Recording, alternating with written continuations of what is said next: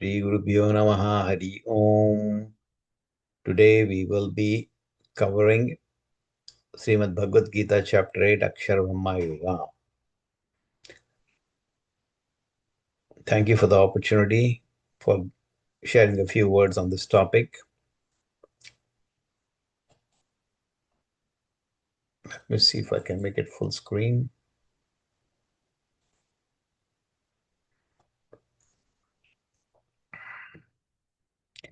Let's start with a few acknowledgements. First of all, I have my mother to thank, Janvi Rao, a pious Madhva lady, for taking us to the Gurukula from a very early age so that we could learn something from Mauli Gopalacharya and his Uttaradimata staff. Second, my father, Ramchandra Rao, who taught us Mola Ramayana, Mola Bhavarta the first time. And Acharya Bhyo Namaha, Sudan Guruji and the Saiti group for pulling it all together for my understanding. And thanks to and gratitude to all the teachers who have been instrumental in granting me knowledge. Matrubhyo Namaha, Pitrubhyo Namaha, Acharyabhyo Namaha. I'll start with today's invocation, and these have been chosen as it has relevance to the topic being covered today. Naham karta, hari karta, tat puja karme chakhilam, tatapi matkuta puja tat prasadena nanyataha. I'm not the doer, Sri Hari is the doer. All the actions that I do are his worship. Tat bhakti, tat phalam mayyam, tat prasada punapanaha. Karmanyaso hara vevam, Vishnu tut karasada. Even then, the worship that I do is through his grace and grace alone, and not otherwise. Om Devam Narayanam Natva Sarvadosha Vivarjitam Paripurna Gurum Shyam Gitartha Vakshami Leshitaha Samsta Guna Sampurnam Sarvadosha Vivarjitam Narayanam Namaskritya Gita Tatparyamachyate. Let's get a perspective of what this topic covers and entails.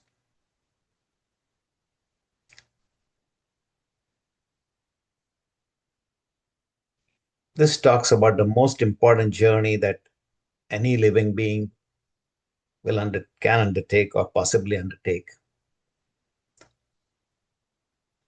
We don't know when the journey will happen. We don't know the time or the place or the destination, but it will happen. Even to make a small vacation to go over to Spain or Portugal, we make so much effort. It takes so much effort to make reservations, make the bookings, and so on and so forth. The question we need to ask ourselves is, what kind of reservation or what kind of preparations have we made for this final journey? It's more a self-examination, a self-questioning. And Lord Krishna in this chapter explains to us the way, the path forward, since all of us wish to improve ourselves towards the path of liberation, moksha, mukti, as you may call it. And during today's presentation, I wish to present some of the techniques and topics that the Lord Krishna has explained in quite a bit of detail.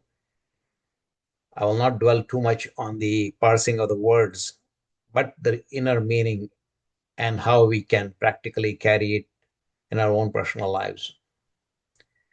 The first topic is how to remember the Lord during and up to leading the time of your demise. Second, what to remember him as. Since nobody has given a definitive description of him, we'll get to that in a little bit. But Brahman is avyakta. How to remember him as? That's the second question. The third topic is the process requirements for the yogic method of departing from the body in this life.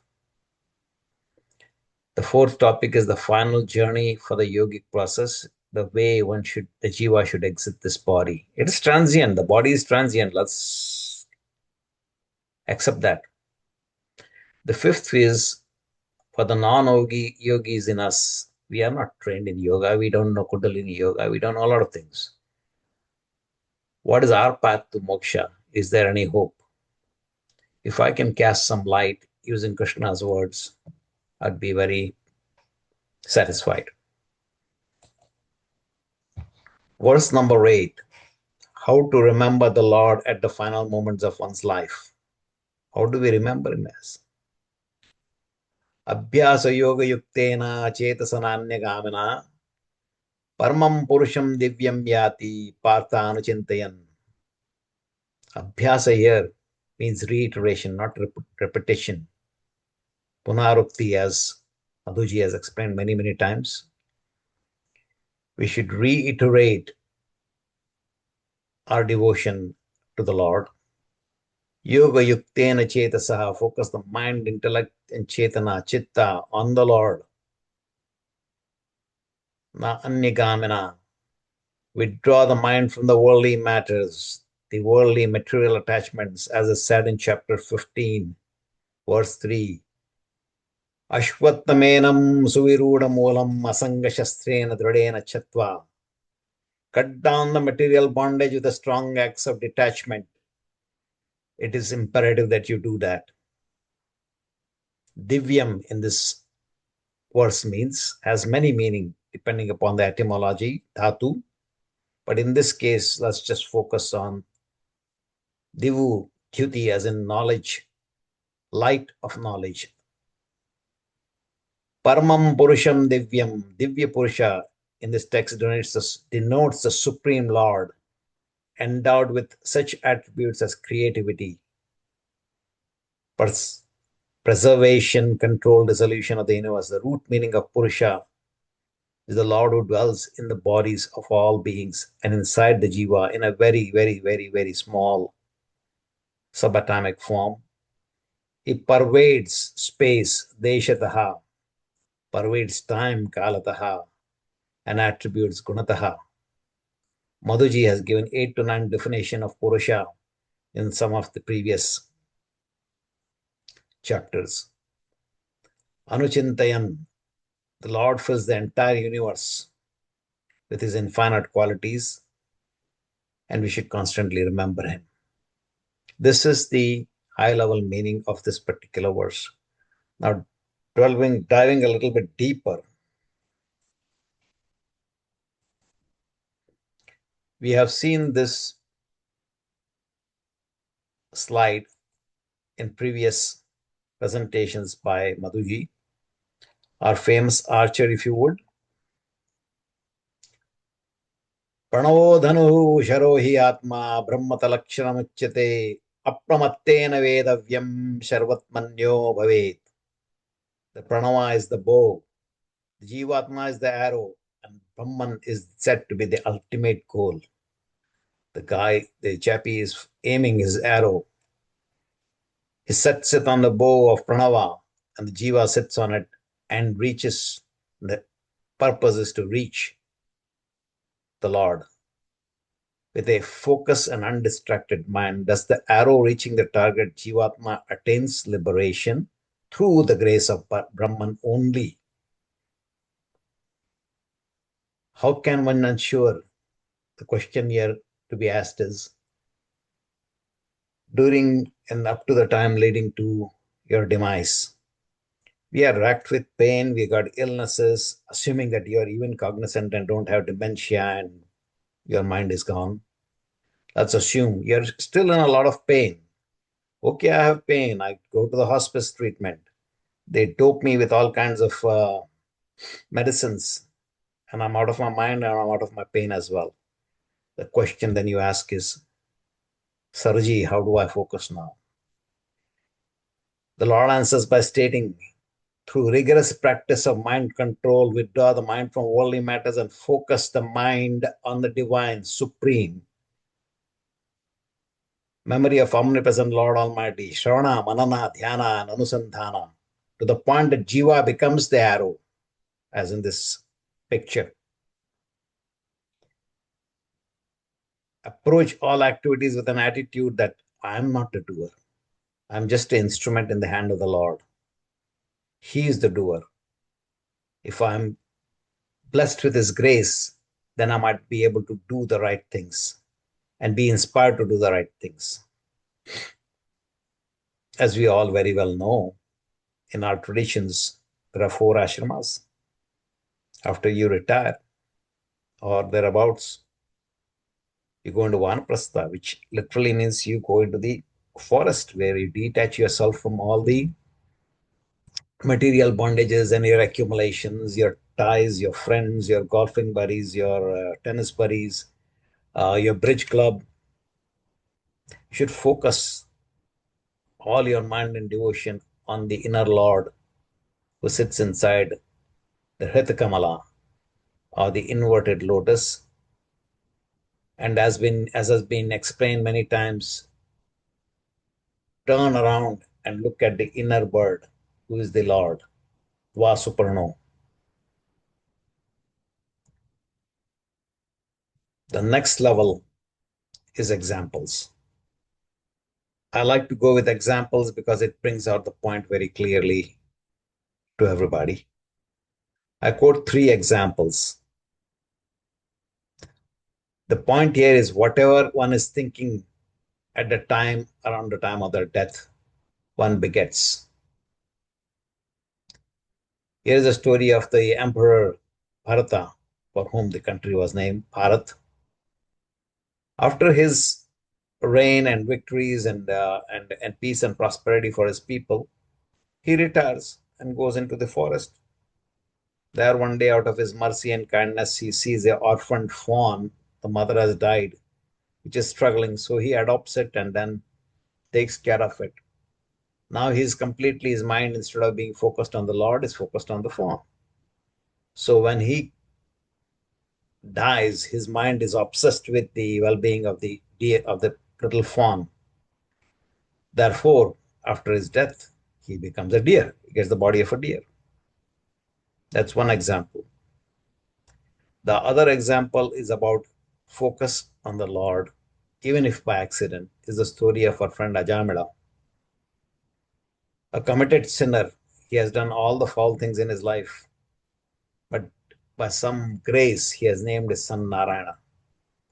So while he's meeting his ultimate destiny, his death, as you can tell, the Yamadutas, the demons, they come to possess his soul and drag him to hell.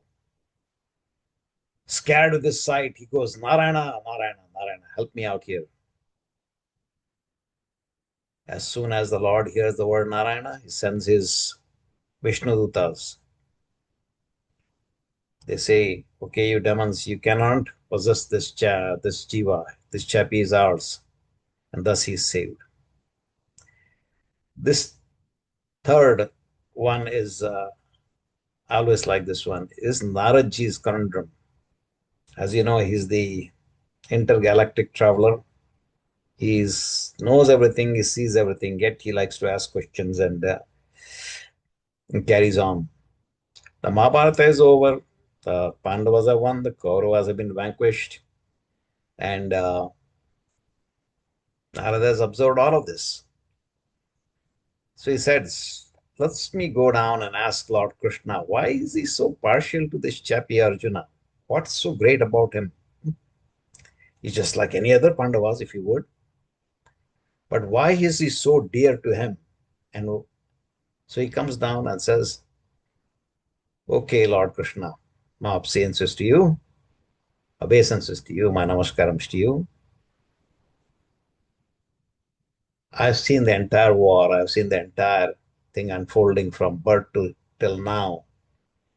You have saved this neck of this Arjuna time and time and time again, to thick and thin, to the point that you became his charioteer and watched over him like a father and saved him so many times. Even when the odds were against him, you made him win. Why? What is so special about this chap? Lord Krishna smiles and says, he's sleeping underneath the tree. Go and spend some time there, sit there, and then you come back and tell me why I'm bound by to help him. Naraji says, yes, sir, we'll do that. He goes over there, sits next to Arjuna, who is taking a nap. He's taking a siesta. And didn't take him too long. In a few minutes, he gets up, does his obeisances to Arjuna, then comes over to Krishna and does the same. And Naraji says to Krishna, Lord, forgive me. I know why Arjuna deserves your protection, why he deserves your love, why he deserves your affection. Now, the question you may ask is, what did Naraji find? Well, Naraji went over to Arjuna. He was sleeping, obviously, but with each breath, when he inhaled, it was Krishna. When he exhaled, it was Krishna. Inhale Krishna, exhale Krishna. The man was obsessed with Krishna and his devotion. Such devotion binds the Lord to his devotees. That was his answer. Can we reach that level of devotion? I have no idea. Can we try? Most certainly. And the solution given here is practice to focus, manas, buddhi, chitta. No wandering of the mind here and there. Oh, a lot of distractions. No watching Netflix. Conditioning the mind to favorable devotion to the Lord by self-reinforcement. Maybe one day you'll get somewhere. The next verse, the question here is, what to remember him as? Our scriptures have given many instances of that. Kavim Puranam Manushasitaram Manoraniyam Manusmaredhya Sarvasya Dhataram Machintarupam Adityavarnam Tamasah Parastat. In the previous verse, it stated that one must remember the Lord.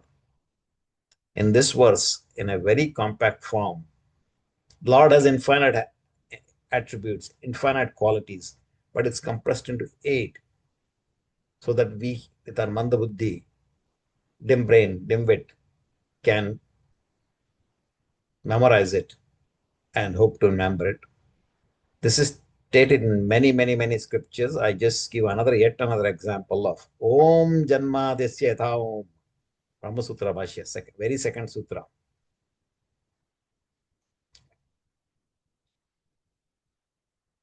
Srishti Sthiti Samhara Niyamana Jnana Jnana Bandha Moksha, the eightfold cosmic dispensation, covered many times. So what are these 8 qualities we need to focus over here? Kavim, he is omniscient, Sarvagnya. Puranam, is eternal, Anadi, has no beginning, no end. He's been there forever and will continue forever. Anushasitaram Shikshakam, governs the entire universe. Anoraniyam, smaller than the smallest and bigger than the biggest. Sarvasya Dhataram, he is the sustainer, supports all static and dynamic objects. Achintya Rupam, he has inconceivable defined form. He is incomprehensible, is Avyakta Tattva. Only at self-realization, Aparuksha Jnana, Lord grants divine vision to such a person who is blessed by him. Aditya Varnam. Here a small example is given that his radiance and brilliance is more radiant than billion suns. Tamasa Parastat, he is beyond darkness. He is beyond material nature. He transcends and pervades the universe. Now we go into the requirements for the yogic process of departing the body. The first requirement is to understand Om. Om is the Pranava mantra. Pranava equal to Om, equal to Brahman, equal to Purusha, equal to Narayana, equal to Vishnu. It can be split into various forms, many forms, to derive many meanings. And here are just a few examples. Of course, all of you have known this very well. It's Bhurбhuva Swaha, Rig Veda, Yajus, Samaveda, Gayatri Mantra comes from there, Purusha Sukta comes from there, the 4 Vedas, the Upanishads. If you want to expand it into the 8 parts. Then you have the Akara, Ukara, Makara, Nada, Bindu, Kala, Shanta, Atishanta. And so is Vishnu Sahasranama. Therefore, in summary, Om represents the good Lord. This one is a little busy slide, but it's the pre-requirements for understanding the yogic process. We all do pranayama during Sandhyavandana, at least the men do, which is to regulate the breath and the prana within your body. How much we succeed is a different story. The first chart here gives the relationship between the various energy centers. Let's cover the energy centers so that you know what we are talking about. At the bottommost is the Mooladhara, followed by Swadhisthana, Manipura, Anahata, Vishuddhi, Agnya, and Sahasrahara, and the associated locations and the glands associated with them. The second chart demonstrates the 9 gates of the body, 9 apertures plus 2, 9 sthula and 2 sukshma. You all will know it very well, so what am I to tell? The bowels, the genitals, the navel, the mouth, the nose, the ears, nostrils, the pineal between the eyebrows, pineal gland, and the fontanelle, which is the top of your head, of your skull, and the associated Abhimani governing devatas. And they have all relevance. It's not just there for the sake of demonstration here. As you all of you very well know, in yoga,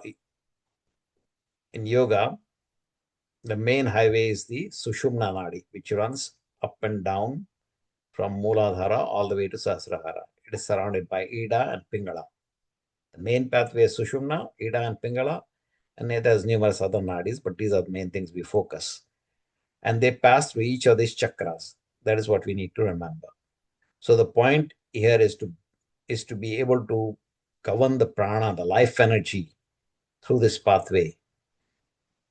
So this is the pre-requirement. Now we go to the verses. I skipped one. Verse 10. Prayana kale manasa chalena bhaktiyukto yoga balena chaiva bruvor madhye pranamaveshya samyak sadam param purusham upaiti divyam. One who at the time of leaving his body, practicing yoga, yogic meditation, can exit the body. He has to focus his life energy with a focused mind between the bruvor madhye. Bruva is between the eyebrows, will surely reach his Lord. Rayaru clarifies in Gita Vivruti, Raghavendra Swamiji, that this requirement applies primarily to those yogic practitioners of pranayama and have attained proficiency in breath control. They are termed Vayujayi, one who has conquered the breath. Pranayama in yoga refers to breath control techniques. There are various techniques that control the flow of energy through the body. Pranayama. Basic exercises.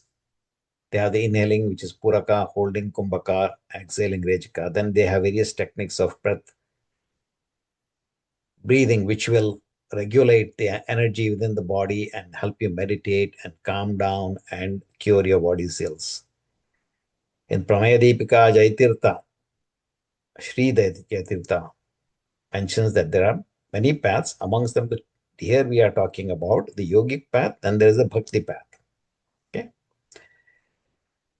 I think I covered the principal meaning in this particular verse. The next verse is Yadaksharam Vedavido Vadanti Vishanti Yadyatayo Vitaragaha Yadyatayo Vitaragha Yadichanto Brahmacharya Charanti Tatte Padam Sangrahena Pravakshe. This verse describes further requirement which we covered earlier for those who have conquered the breath. I missed one point in the previous slide, which is, you may say, who is able to practice this yoga and be able to do that? In our time, Kali Yuga, there are 2 people we know who have done that, other than Bhishmacharya. One is Raghavendra Swami himself, the other one is Tikacharya. They entered the Vrindavana, their samadhi, alive, and were able to exit from the top of the skull. Okay, so it has happened, and is well documented. In this verse, again, it says, those who are learned in the Vedas know that the Lord is eternal and imperishable, Akshara. Those who have relinquished passions such as lust and anger will strive to attain the Lord. Seekers control the sense organs and focus their mind on the Lord Almighty. Brahmacharya, that's what it means over here, has got nothing to do with bodily functions. And it further explains that Lord Almighty is the supreme principle, Akshara Brahma. Now we are getting into the crux of the process of exiting the body. Sarvadvarani sayamya manohriddhi niruddhya murdhanni adhaya atmanaha pranamavastito yogadharanam. We all looked at the different exit pathways for the jiva through the body. Here it says you should control all of them and regulate the life energy through the Sushumna channel and focus it on the Hriddhi, thymus, whereabouts, inverted lotus, if you would, is the location of the Lord, if you would, not in a material form. You should focus your mind over there. Bring your breath between the eyebrows. You can go into the meaning of the word Hrudi, which Rairu has explained as to be Harati and plus Jagat, meaning one who dissolves the universe. So this is the way one should exit the body while you are focusing your breath at your Agnya Chakra between the eyebrows, your mind on the good Lord in the Hrudi, and chanting Om, which is the name of the Lord, not necessarily loudly, but in your mind, focus and exit from the top of your skull. Now again, we talk about the importance of Om. Verse 13, Om ityekaksharam brahma vyaharan mam anuswarum. Om ityekaksharam brahma vyaharan mam anusmaran yah prayati tajjadeham sayati paramam gatim. Such a person with great devotion to the Supreme Lord, chanting Om, leaves the body, will attain liberation. Om tatsaditi nirdesho brahma strividha smutha brahmanastena vedascha yajnascha vihitha pura. Chapter 17, verse 23. The Lord can be known by three names. Om, omnipresent. Tat, one who is known indirectly through the Vedas. Sat, full of auspicious qualities. Maharshinam bhruguraham Kirimasme ekaksharam yajnanam japayo asmi stavaranam Himalaya. I am the Bhrigu among all the sages. I am the letter Om, Akshara, among all letters. I am the special power to chanting hymns, japa, among all rituals and sacrifices. Amongst the immovables, I am the Himalayas. The last verse is the most beautiful, which kind of summarizes, pulls together all this information that we gathered. Ananyachetaha satatam yomam smarati nityashaha. Ananyachetaha satatam yomam smarati nityashaha. Tasya ham sulabha partha. Nityuktasya poyoginaha. Focus on this picture over here. Here's the chappie dying, but his mind is focused on the Lord. What Krishna is saying here is, ananyachetaha satatam. Yomam smarati nityashaha. You meditate upon me every day, every moment of your life, and all the moments during your time of departure. Focus on me alone, as shown in this picture, and you will attain me. And he says I'm easily attainable to those who are continuously meditating on me without wandering their minds from stray thoughts. And as Raghavendra Swamigal has said in previous verses, the Lord instructed them to strive to remember doing the final moments. That's when it counts. Any other time is different, but the final moment is where it counts. Just like our friend Ajamila, he messed around all his life, but when it counted at the last moment, he yelled out, Narayana, Narayana. That's what we should be doing.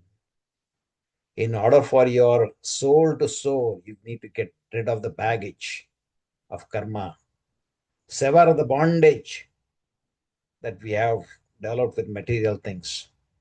Then and then alone, you can achieve liberation through the grace of God. Once again, putting it all together, here is our world famous chappie. We have seen him so many times.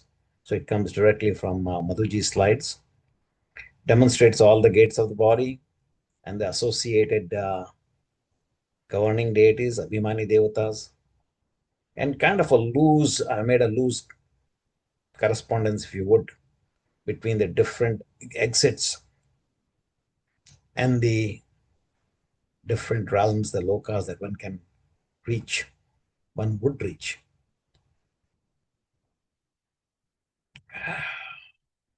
As was said, one should control all the exits of the body while meditating on the Lord on the Hrudi. Raise your prana to your eyebrows and all the way to your top of your head, the Sahasrahara, also known as Brahmarandra. You might have heard that word in Harikatamritasara. And get out of the body through the fontanel. Might be a very microscopic aperture, but out you go while chanting Om. Once you do that, you'll achieve moksha, liberation. As regards where do the three kinds of people go? Sattvic, Rajas, and Tamas. Urdhva gachanti sattvatah madhyo tishtanti rajasa. The Sattvic people will go up, as this arrow shows in the Devyana Marga. The common folks will be stuck in the Pitruyana, the Rajasa people, who are a mixture of Sattvic, Rajasa, and Tamasa qualities. Jaganya Gunavrittistaha Adhoganchitti Tamasaha. The people with bad Tamasa qualities, they will go to the Patala Lokas, and suffer over there. One thing is, so suppose you were to exit through the eyes, then you would go to Surya Loka. He is the Abhimani Devata. All these Varga Lokas are temporary. You go there, you have a nice vacation, then you come back after your good karma is exhausted. Likewise with the Patala, you committed sins, you suffer for it, then you come back, you are given yet another chance. Only when you go through the exit from the top of the skull, chanting Om, with Lord only in your mind, can you achieve liberation. So that, folks, is the yogic process. This interesting slide, I pulled that out because I find it very enlightening. He can be known only through the Vedas, through the Agamas, interpreted with the aid of Brahma Sutras.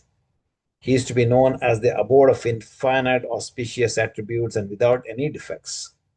Unless we know him, we cannot see him. Unless we see him, we cannot obtain his grace. God's grace is absolutely essential for release from bondage. We say, yes, sir. The question is, what happens to the rest of us, Sirji? Hamara kya hoga? That's the question. The answer has been on each and every slide subliminally. It's right here. Bhakti is the answer. We are not all Uttama Adhikaris. We are not exalted souls.